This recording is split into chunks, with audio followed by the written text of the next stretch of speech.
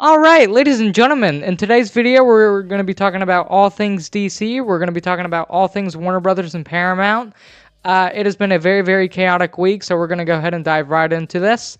Thank you all so much for watching. Thank you all so much for subscribing. Please go ahead and leave a comment down below what you guys think about this news. It's going to be a very, very interesting video. It's probably going to be a very long video as well, so let's go ahead, get into it. Thank you all so much for watching. Let's go ahead and get into it. So, first up, we're going to be talking about Paramount and Warner Brothers. This has possibly been the most chaotic sale of any studio in a very, very long time. I did not know that it was going to end up being this chaotic and crazy, but also at the same time, I feel as if this is, why we're all fans of this industry, because it is so dramatic and it is so crazy, and there are going to be turns at any moment. I'm so sorry for the camera shaking. That's my bad. This has been a very long time in the process. This has been long overdue. Warner Brothers has been looking to sell for the past few years. They are like $33 billion in debt, so it makes sense. I really don't think it was ever David Zaslav's intention to stay at Warner Brothers. I think his intention was always to say, amp the stock up, and then, sell it and then leave. And that's exactly what he did. He wanted a full-out bidding war, and that's what he got. It wasn't really a full-out bidding war. It was really only the two studios going back and forth between each other. But, it was December 5th of 2025 when Netflix had announced their acquisition of Warner Brothers. And then not even a few months later, we're getting a press release saying that Netflix is bowing out of that race to get Warner Brothers and that they're pretty much handing it off to Paramount for $110 billion, which I think is crazy. Warner Brothers and Paramount also have to pay Netflix $2.8 billion in order to terminate their agreement with Warner Brothers. Even though nothing was signed yet, that was still in Netflix's contract that they had worked up. And it was a part of their deal that had they not went in that direction, then they would have had to be they would have had to be paid $2.8 billion. I don't know why I'm trying to say fancy words. I'm not a fancy person. So this has been a very, very long time in the process, and it's, I think it's genuinely crazy. And I'm trying to subtract the politics out of it as much as I can. I'm not really looking at the Ellisons and, how they're very conservative and how they like Trump. I am looking at this as a storytelling standpoint and how, I like my movies in theaters and I like physical media and everything like that, and Paramount does everything like that very, very well. Netflix, on the other hand, they're very anti-physical media. They've been putting things into theaters every now and then. Like the Stranger Things finale and etc. And, like their 2-week release windows that they did for Frankenstein and etc. But, in terms of, advocating for the movie-going experience, I mean, Netflix is probably on the lower bar than every other studio out there. So I'm just very, very shocked that it's taken this long to get the deal done.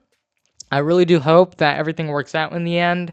I know a lot of DCU fans are up in the air right now, and I know that this is an official DC update, and we're going to be getting into all the DC news here in a second. But I would just like Paramount to hear James Gunn and Peter Safran out, when they do eventually go into that meeting to see what the future of the DC studios looks like, yeah, I mean, there's obviously been a lot of talk that Zack Snyder might be coming back to the helm of these movies. And personally, I wouldn't be having too much of a problem with that. We're going to talk about it later in today's video because Zack Snyder did go on a podcast with Josh Horowitz and talk about the 10-year anniversary of Batman vs. Superman, which is personally one of my favorite movies of all time.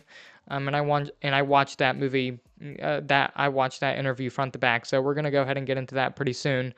So we may see Zack back at DC. We may not. I don't know. I would like the Gunn fans to have their thing, and I would like us Snyder fans to have our thing, And at the end of the day, I don't really like using Gunn and Snyder fans. I think we all are DC fans in a way. We just like to see these characters in different ways, and we all have different, we all have different outlooks on these characters, and we see these characters through like different lenses. So, we're just gonna have to wait and see. what the future of the DCU holds. As of right now, it hasn't really been my cup of tea, but you never know. So we're just going to go ahead and get into this. Let's go ahead and get into the voiceover portion of this video. Let's go. Gentlemen, so the first thing I'm going to get into is Zack Snyder's interview with Josh Horowitz and talking about the 10-year anniversary of Batman vs. Superman. Like I said in the beginning of this video, one of my personal favorite DC movies of all time. I love Zack's take on these characters. I know that is a very controversial take, but that's just me. I enjoyed Superman that came out last year. I didn't think it was the best thing in the world. I've made this very clear in past videos, so we're going to go ahead and dive right into this. So, a lot of talk has been had amongst the Snyder fandom within the past few months, or really the last few years, about Zack potentially coming back and doing a Justice League 2 and 3 and possibly more. And really just within the DC fandom in general. The man's always being talked about, which I think is hilarious. So Zack Snyder says he's entertained continuing Zack Snyder's Justice League Parts 2 and 3 as either a comic book or animated feature. He said, quote, "We've absolutely talked about it quite a bit. We live in a world where all that's possible, in whatever form it would take." So, I am all pro animation, comic book, however this thing gets made. Obviously, I would love for it to be live action, but we just don't know what the possibilities of that are and what the actual logistics behind that are. I think an animated movie would make more sense, or, something along those lines. I do not know how a comic book would work, but I think that could possibly be cool as well. So it's just a matter of when and the timing and how he gets everything right. He's been teasing a lot of, he's been posting a lot of stuff over there on Instagram, and etc. So, Joe Manganiello actually just posted not the dark side, but the Deathstroke post-credit scene from Justice League on his Instagram the other day, and I thought that was pretty interesting. So this is really, really interesting. Let me know what you guys think about this down in the comments, and let's go ahead and get into our next thing. So, Zack Snyder and James Gunn, these are the two people that are consistently talked about within the DC fandom because, obviously James Gunn is the one currently running DC. Zack was the one who used to run things over there at DC. Not really run, he was never given an official title over there at DC, but he's the one that directed the past 3 big DC movies, that being Man of Steel, Batman vs. Superman, and Zack Snyder's Justice League. Joshua Horowitz asked Zack about James Gunn and, his filmmaking sensibility and etc. Zack went on to say, "James is singular in his storytelling and his ability to channel mythological and pop culture into what I would consider just iconic and very particular point of view that's both poignant and funny." I actually agree with Zack here. A lot of people within the Snyder fandom, of course, are being like, "Oh my god, he's just lying. He would never compliment him." The thing that these people do not understand is that Zack and Gunn are both really, really good friends outside of the industry. Like, they're really good friends. They've worked before within the industry together. They've made movies together. I do not understand as to why people think that they are trying to pin each other, against themselves. That's not what's happening whatsoever, and it's never going to happen. Gunn and Zack are both very class acts. And they both have huge, huge respect for each other, and I don't think they're ever going to come out and say negative about one another. So there's that. Let's go ahead and get into our next thing. So, Joshua Horowitz talked about the Snyder fandom, and, there are a lot of people out there who claim that the Snyder fandom is very toxic and very rude, and there are a lot of things, and I can make a lot of arguments for the Gunn side as well, so I think that sort of side is a lot of baloney, but Zack Snyder went on to say that anyone who thinks that the Snyder fandom is toxic can go themselves. They literally saved human lives. So what he's talking about there is he's talking about how the Snyder fandom and the Snyder community and really the DC fandom in general came together and raised a crap ton of money for suicide prevention when Zack Snyder's Justice League was being made and got released. And they did save a lot of lives. And I do not understand as to why people like to drag on the people who love Zack's work. At the end of the day, movies are subjective. You're going to like movies that people don't like. You're going, and your friend might like a movie that you don't like. So it's all very subjective, and I don't understand as to why we keep on pinning this against each other. It's very stupid in my opinion. I don't like it. I never have. At the end of the day, we're all fans of these characters. We just like to see different takes on these characters, and that's totally okay. That's fine. So let's go ahead and take another look at some other DC news that we have. So, Man of Tomorrow and The Batman Part 2 are still slated to hit IMAX screens in 2027. I am very excited for both of these films. Obviously, I'm not as excited for Man of Tomorrow because I'm still very skeptical about what Gunn is doing there. And obviously, Man of Tomorrow, Brainiac. It seems like they're pretty much copying Zack's plans for Man of Steel 2, which he actually did talk about in his interview with Josh Horowitz, basically being like the plan was going to be a Brainiac sequel, with Henry, and all of that would have been really, really cool. But we're just gonna have to see how it all plays out, how it's gonna be any different. We'll see. We haven't really seen Brainiac in live action before, so this is gonna be a really, really cool concept that he's playing with, and I hope that he really executes it really well. Obviously, Matt Reeves is hard at work on the Batman Part 2, and he's really trying to get that movie right, and it's been delayed time and time and time again. So hopefully everything just goes the way that it should, and I'm really, really, really excited, and hopefully I'll be able to see both of these movies in IMAX, but if not, that's totally okay too. But let's go ahead and get into the next piece of DC news. So, James Gunn shuts down rumors that DC Studios is waiting for Matt Reeves to complete the Batman trilogy before moving forward with The Brave and the Bold. Someone asked, can you debunk the Daniel RPK report of you fast-tracking the Batman trilogy for the DCU Batman? Gunn responded with, I don't know about that, but I'm not fast-tracking anything other than scripts we're currently working on to get ready into production. So I think that is, just goes to show that they have a plan over there at DC right now, and they have a way of doing things. So that at least gives me a little sense of comfort.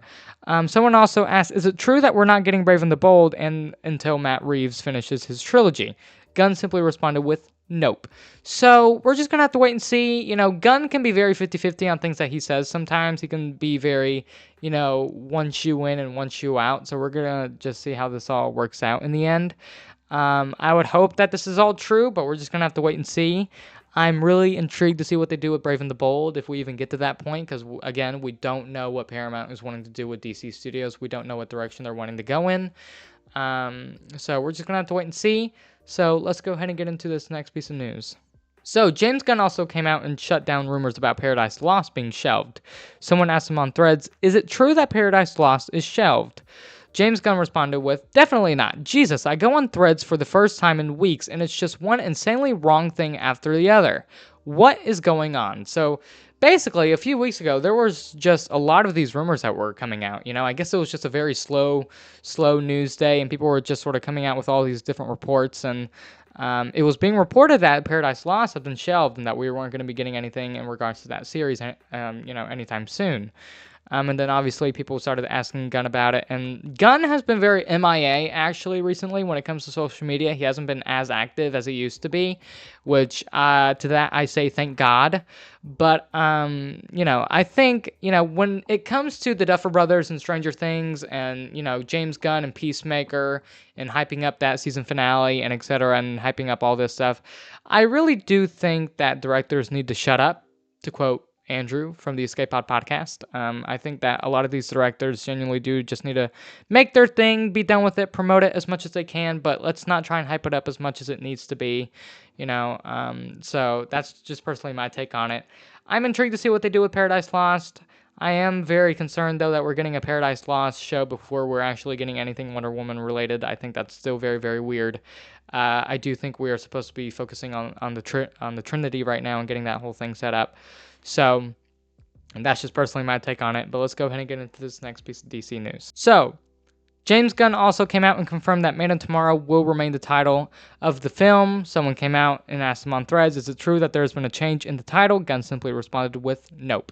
There were articles that came out a few weeks ago. I don't know if it was from Variety or Deadline, basically saying that Superman had been retitled to Superman Man of Tomorrow.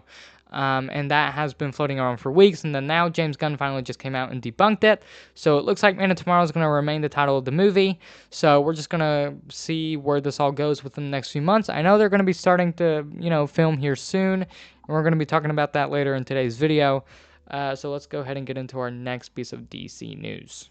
So, speaking of Man of Tomorrow shooting within a few weeks, James Gunn clarifies Man of Tomorrow will not begin filming in a few weeks. He said, quote, by strict definition of a few, no. So I think we're going to be seeing them shoot in at least April. Maybe not next month, but I believe they're probably going to start shooting in April. I think they're going to take the same, filming trajectory that they took with Superman last year.